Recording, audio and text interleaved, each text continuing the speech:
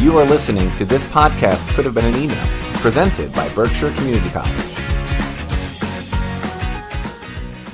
Welcome to the first edition of This Podcast Could Have Been an Email 2026.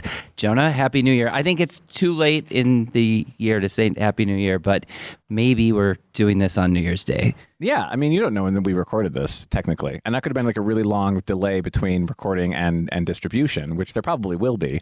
This might air on like January 30th based on scheduling. So, well, Happy New Year. Happy New Year. Yeah, right? Happy New Year. 2026. Finally, we made it. We did. And Happy New Year to Megan Lussier. I think I've yet to say we're kind of bummed out that this is our guest, but I have to say we're very excited to have Megan on as our first guest of 2026. This will play very well in the Barthatar household, where Megan is widely considered the most popular of Berkshire Community College Megans. There's a lot of Berkshire Community College Megans, so that's quite the high honor, especially in the Barthatar household. Oh, thank you. Yeah, that's great. How are you, Megan? I'm doing well. You're not nervous at all?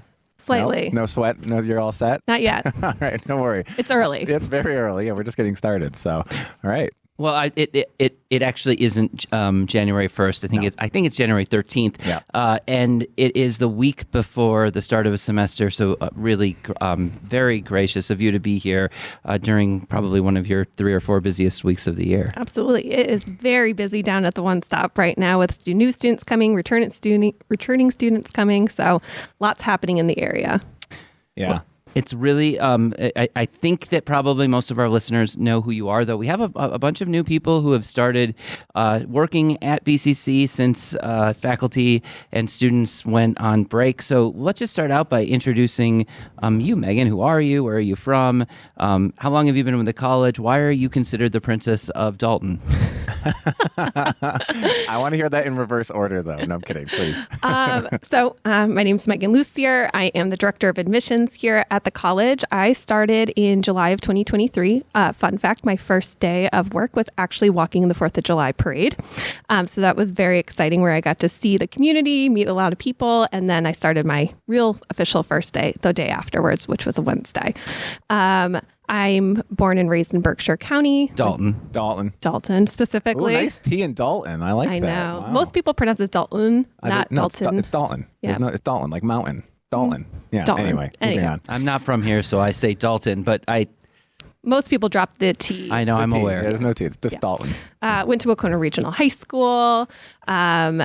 Worked in the county at one of our sister university institutions for about 7 years, MCLA up in North Adams, and landed here in July of 2023 when there was a position open for the Director of Admissions. And I was so excited to, expand my horizons, go for a leadership role after working for 7 years. And so I jumped on the opportunity, hoped for the best, and here we are.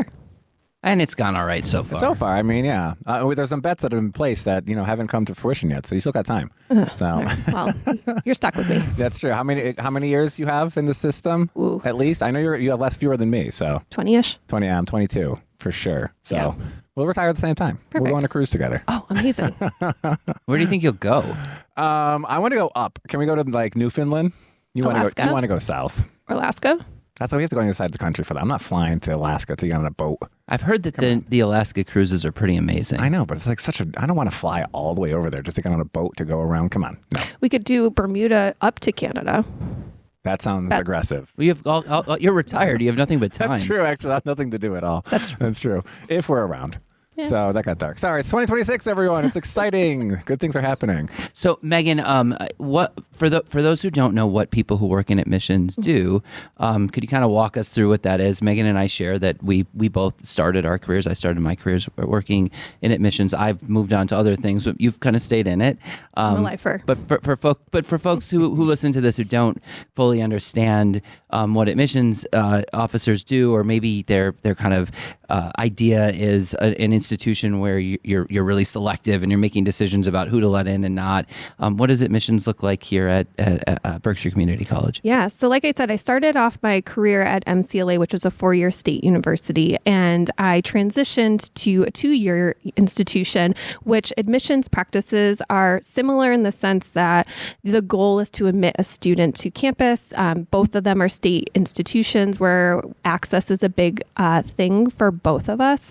And so the concept of getting students to college is the same, but the act of admitting students is slightly different. At a 4-year school, you have an admissions process that you have to go through, and most often than not, you're recruiting current high school students looking to go on off to a 4-year school after they graduated. Whereas in the community college world, you have a whole host of students who are either similarly high school students looking to go to 2-year schools, a student who maybe took a break, a student who is changing career paths, a student who's never attended school ever before, and they're looking to come for the very first time. And I think that's the beauty of community college, where so many different students are at different points in their lives, and we get to help assist them through that process of what that might look like for them. But the act of applying is similar. You apply to the college, you submit a transcript of some kind, we admit you, we get you registered for classes, and we go through the enrollment process with you. Admissions counselors, what our role is twofold. One, we recruit students to campus. So we go and meet students where they're at, whether that is at their high school or out and about in the community for our students who have decided to come to us after graduation or years beyond, or career changes. And then we also have the side where we walk students through talking to them about, they come to us and say, I have an idea to do X, and we talk about all the different variations of programs that will help them decide which path is the right one to get to their career aspirations. And so we kind of help guide students through their education journey. Yeah, that's kind of interesting. So and I had this experience when I worked in admissions, and sometimes now too, when you have a conversation with someone who has a pretty good idea of maybe an idea of a job that they want to do, but connecting what academic pathway might lead to that job is something that you have to kind of become well versed in. Absolutely. We do a really great job of connecting with some of our program advisors or on the academic side of the house to get a real sense of what they are offering to the students in the classroom side, so that way we can tell the story on the admission side to tell them this is exactly what you can get out of this program to end up in this career. Do you think that there are particular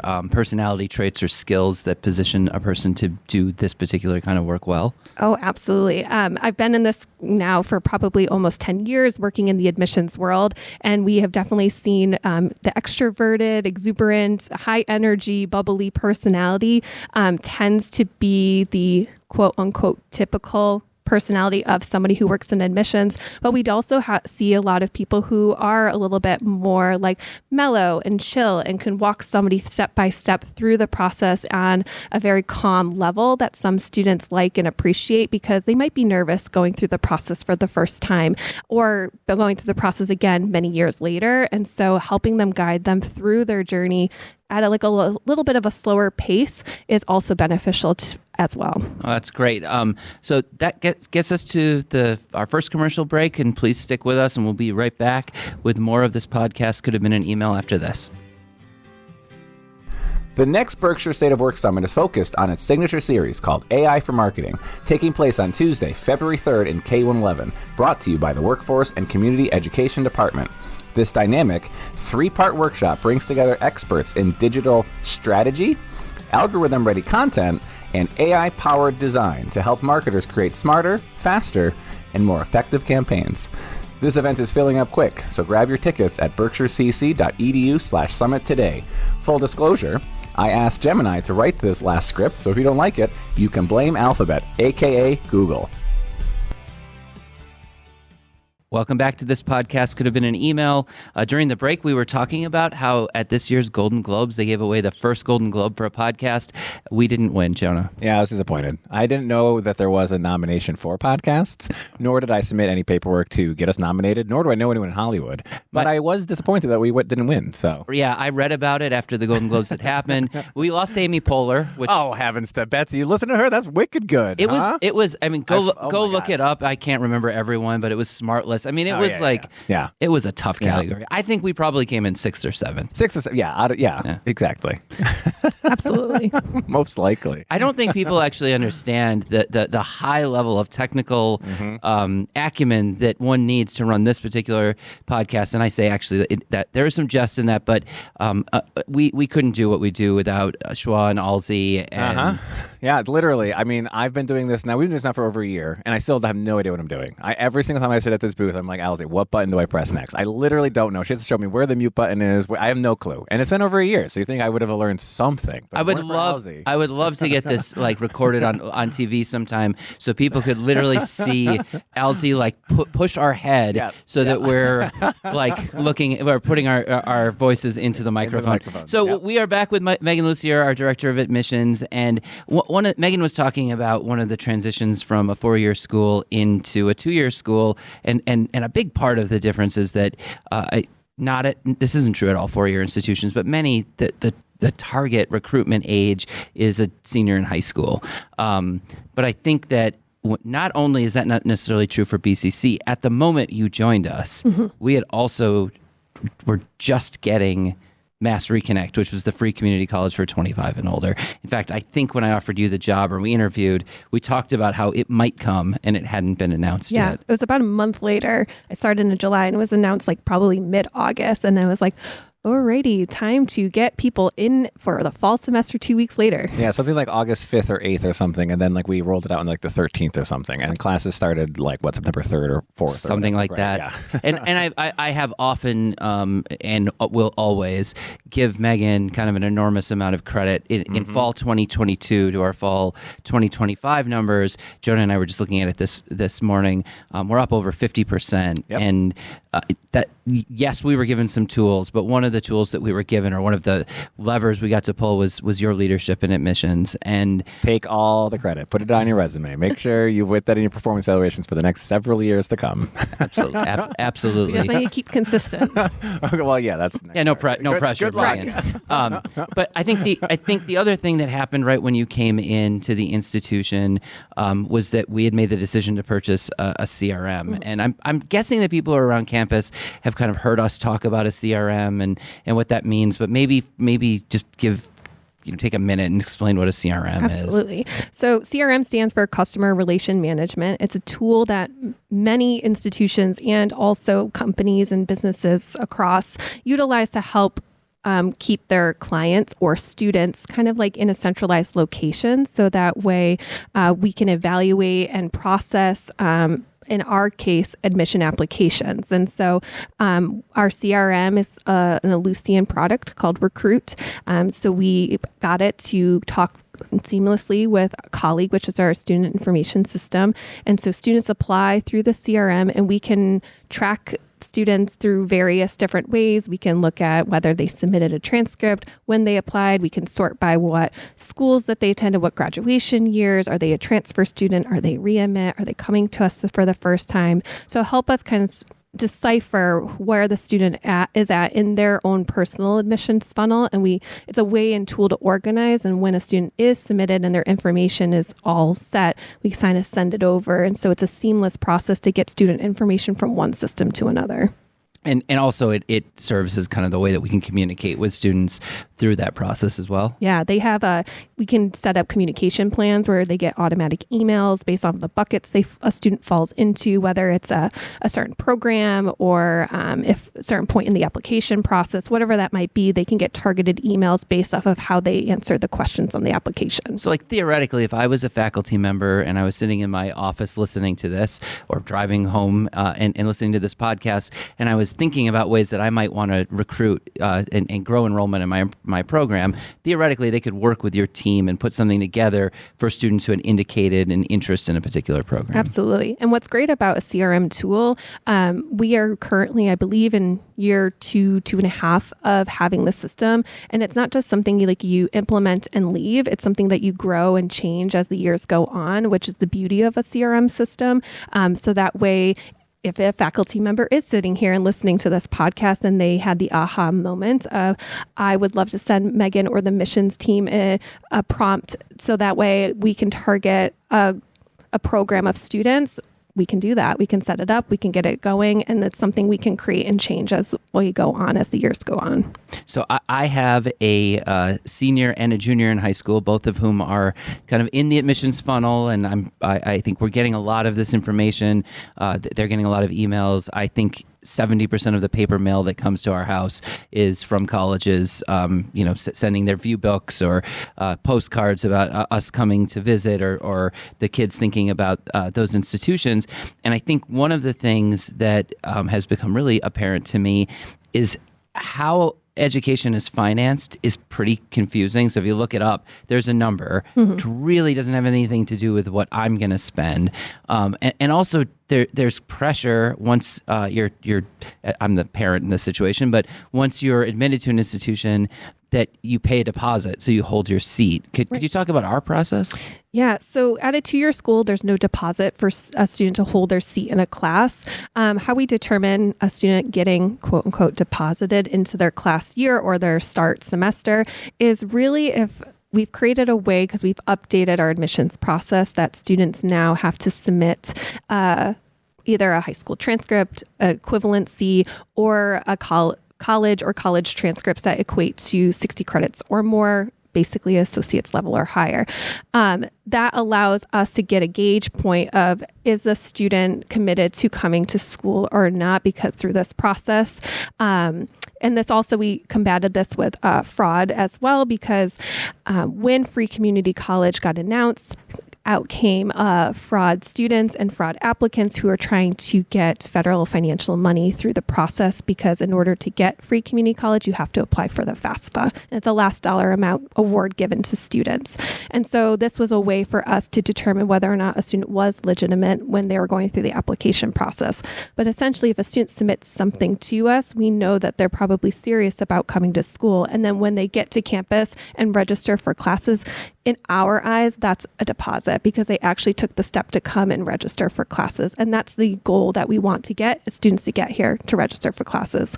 We know that not all students stick to that registration, but what's great is all the members in the One Stop are here for students, whether it's their time to go to school or maybe they decided maybe not just yet. We can shift and alter. We can make it into a program or a semester that they are ready for. That's great. Thanks so much. We're going to take another break. When we come back, we're going to talk to Megan about how she's got the nicest handwriting I've ever seen. You're listening to this podcast could have been an email from Berkshire Community College. Hey, in case you hadn't heard, Scholars Day is fast approaching. It's taking place across campus on Wednesday, February 4th. Mark your calendars and come out to support faculty, staff, and students. Don't miss the presentation called Cluck Around and Find Out, featuring full-size Brahmas. Scholars Day is a conference-style event to honor and learn from the scholarly, creative, and assessment work all of us do, faculty, staff, and students. It is a combination of the Undergraduate Scholars Conference that the college has held for many years with presentations from faculty and staff. Learn more at berkshirecc.edu/scholarsday. And we are back with our third segment with Megan Lussier. Megan, for people who work here who don't know you particularly well, I think it's kind of cool when we've got people that we work with. I'm a transplant. The two of you grew up here, but it's kind of fun to hear about your background and how you grew up in Berkshire County. What was young Megan like? Ooh, young Megan. Well, and this is being recorded. And how did you develop the perfect handwriting? I like literally have the worst handwriting in the world. Yeah. And the first time I met Megan, she wrote something and I was like, if I hire you and I ever have to handwrite something, you're writing all of it. Yep. And to this day, if we have to write something on the whiteboard, I'm like, Megan. I don't know where my nice handwriting came from, but I'm very grateful for it because it is really pretty. If I want patting myself on my own back. But, I don't. So young Megan. Well, during my interview process and shortly after coming to BCC, and Adam knows this story very well. If you asked 17-year-old Megan if she would have lived in Berkshire County at this point in her life and or been working at BCC, I would have laughed. Yep. I was very much like, get me out of small town living. I want to go to the city, get me to Boston as soon as humanly possible. So life, as we're talking about college, I applied to 4-year institutions. I wanted to get that 4-year experience personally, and I was kind of applying anywhere and everywhere. The one thing that my parents did tell me is like, you can apply wherever you want, but you must apply to at least one state university in Massachusetts to kind of see where the financials lie.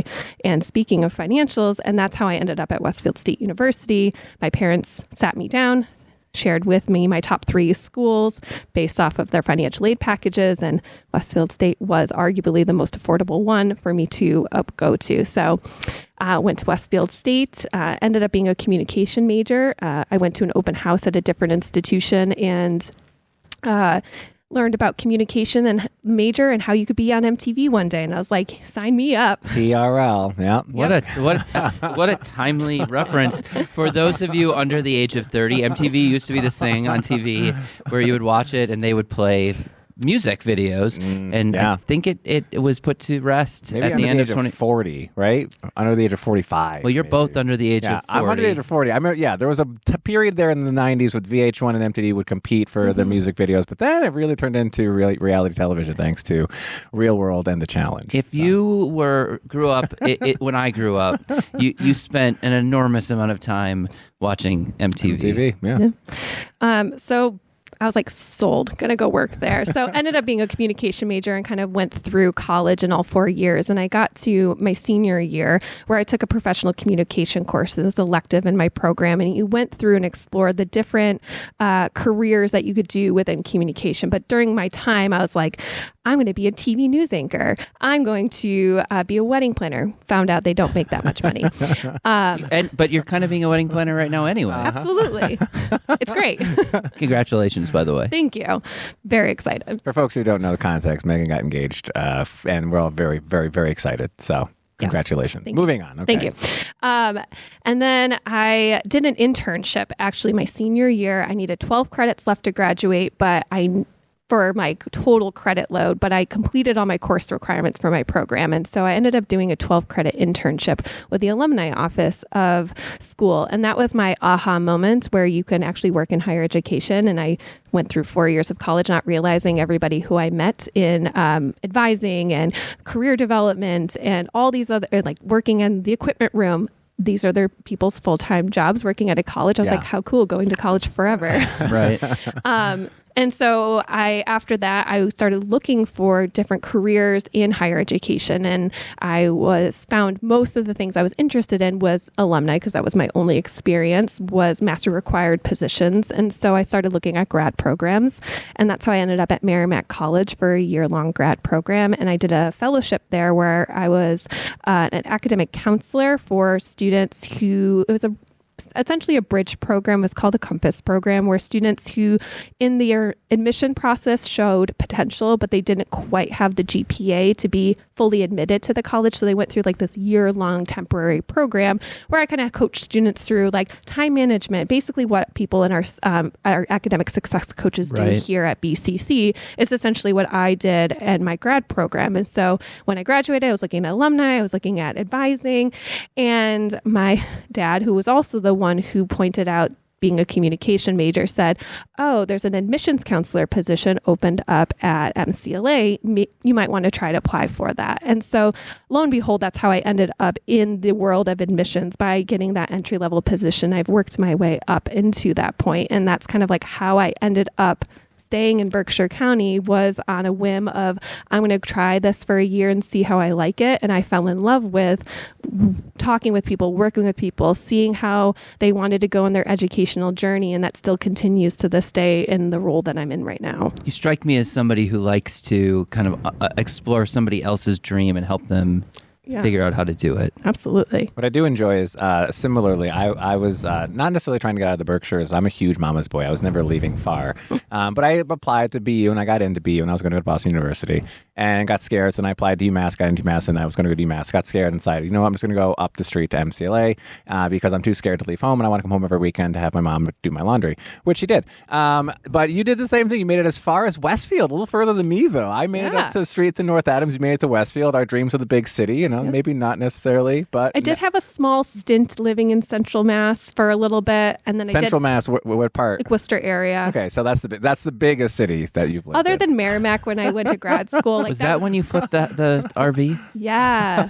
Yeah. So like that, shortly after I did my short little stint in the Worcester area, I came back to the Berkshires after living there for almost a year. I decided I wanted to come back to the Berkshires. And that's when I bought a mobile home and I flipped a mobile home. What I do love about this podcast recording is that we keep dropping little Easter eggs throughout the entire podcast where people are like, wait, what are you talking about later on? We're not going to give you too much context. We're going to be like something interesting about Megan you didn't know and then immediately move on. And so we'll see how people approach you in the hall after this airs. I just love the idea that somebody who kind of knows Megan, like has been in one or two meetings with her, and they're like, she's so organized and seems to have like a strategy for everything. And also she flipped a mobile home. Flipped the mobile home. Yep. Yes. Exactly. When you told me that, I was like, I don't know what you're talking about. This makes no sense. I never would have foresaw that. But then the story is pretty phenomenal. You have to ask her in person. Now we're going to move on. So, Megan, we're at the end of this segment, but quickly, as you kind of imagined your future when you were in your graduate program, did you think then, and do you think now that your values align pretty well with community college work? Oh, absolutely. When I was in my grad program, you went through the history of higher ed, and then you also talked about like your philosophy and your mission statement, as was one of our assignments that we did. And so basically my mission for college was access, allowing students the opportunity to get an education, help people find their fit and what does that look like for them. And conveniently enough, that's the essence of BCC here and what everybody believes in. And it's great to be working with similarly like-minded people. And it just makes the job and every day so much better to come to work for. This podcast could have been an email, and we'll be right back for our final segment. The BCC Spring Open House is taking place on Saturday, April 4th at 9 a.m. in the Susan B. Anthony Lounge. This annual event invites prospective students to campus to learn about applying to the college, completing their FAFSA, learning more about free community college, getting a college tour, and meeting with their potential faculty as they explore the world of higher education. And may I please remind you that it does not say RSVP on the Statue of Liberty. We do encourage folks to register for this event, so please spread the word and tell folks to visit berkshirecc.edu/openhouse to sign up. All right, we are back with This Podcast Could Have Been an Email. Megan, thank you so much for being on. I know you were a little nervous, but it's harmless, right? Yeah, it's not too bad. Yeah, it's pretty fun. So as we close, what is your favorite thing about BCC or the Berkshires? Oh, there's a lot to pick and choose from. I will say my favorite thing about BCC is Ajay named a sandwich after me at Berk's oh my Cafe. God. What kind is it? It is a BLT with red onion chipotle aioli on sourdough. Oh my I God. highly recommend I've going had to it. get that. I've had it. Yes. It's awfully good. Yeah. So shout out to Ajay for giving me a sandwich named after me. That's great. And if Lori Gordy is listening, I'm sure you could have a conversation with him about a vegan bacon. I was going to say, because I would love, I don't eat meat either. That's true. So that would be, I'm sure there is. I could bring some in too, but Ooh. all right. All right. Berkshires, I just love how, and again, I didn't appreciate this growing up, and Jonah could probably attest to this too, is there's so much to do, but when you're in your little town growing up, you don't realize how much there is to you do. really don't.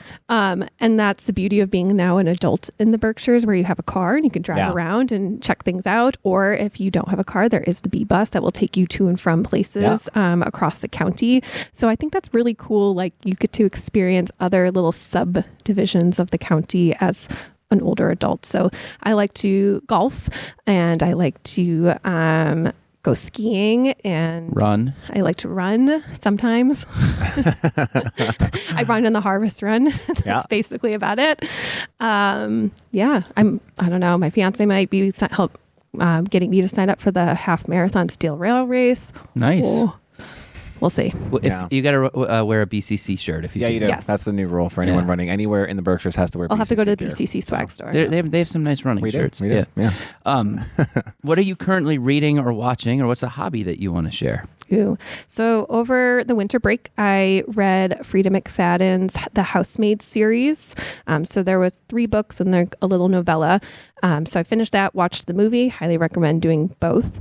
I'm currently reading, I'm going to start A Good Girl's Guide to Murder by Holly Jackson. So that's a 3-book series too. If you haven't noticed, I like psychological thrillers as my theme of books. Sounds fun. And I just started The Pit last night on HBO. Oh my God. I binged that 2 weeks ago. Oh, I'm on episode 6 and I started last night. Oh my God. You're not, it's just wait. Oh my God. Oh, really? So I haven't watched it. Colin started watching it at episode 6 because he was like, why are you still watching this? I was binging it the whole break. And then he started watching at episode 6 and he's like, can we watch another one? Like it gets so good. So good. It gets so good, which is why I won't watch the season until they're all out because I need to binge them. So I have to wait 10 weeks before I can watch The Pit. But oh my God, I had no idea. Carrie and I watch one show at a time. So Carrie, I guess we know what our next show is. Oh my God. Carrie does actually listen to the podcast. So. Okay, good. Yeah, Carrie, listen with The Pit. You're going to love it. It's so good. It's phenomenal. And I just over break, I watched some limited series that was on Netflix too. It was Him and Hers and The Beast in Me. So also, I just finished The Beast in Me last night, actually. Oh. Yeah, we just finished that. Very good. Very good. Very good. Yeah, that was fun. Good twist. Yeah, oh my God, it was fun. Yeah. Well, Megan, thank you again for being on our podcast. We've really enjoyed having you.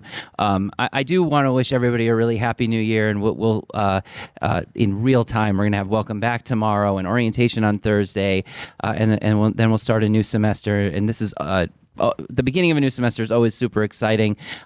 But I also just want to own the fact that it's been a really tough start to 2026 across the world. There's a lot of really dark things happening, and as people listen to the podcast know, I come from Minnesota. I was in Minneapolis over the holiday break, and I don't want to make this a political statement, but a citizen of the United States, Renee Good, lost her life, and we continue to have political divide in the country, and I think we're really lucky to be at an institution where we can have open and free dialogue, where people can feel safe, where they can take care of one another, but also there are moments where things are kind of dark, and I want to just take a moment to encourage you to take advantage of the resources that you have, either through HR to get help, to take advantage of the person in the office next to you or the folks that you work with. I think we have an incredibly supportive community, and just take care of one another. So let's hope that the rest of 2026 is much brighter, and that we continue to find light and joy. Jonah, I'm done talking. Any last words? No last words, except that thank you for listening to the first episode of the year of 2026 of this podcast. Could have been an email from Berkshire Community College. Special thanks to my co-host Adam Klepetar, who makes this podcast happen and is dedicated to keeping the people entertained and informed. Special thanks to fellow lifer Megan Lussier, who puts the mission in admissions. As always, special thanks to Alzi Mercado, who is the greatest technical theater director at BCC, and Dave Cachet at PCTV for giving this podcast a chance in the vast landscape beyond. As always, and as if I could forget, thank you, dear listener, for keeping the hope of a better tomorrow alive by tuning in to this wee production at your community college. My name is Jonah Sykes, and thank you for listening to this podcast. Could have been an email from Berkshire Community College.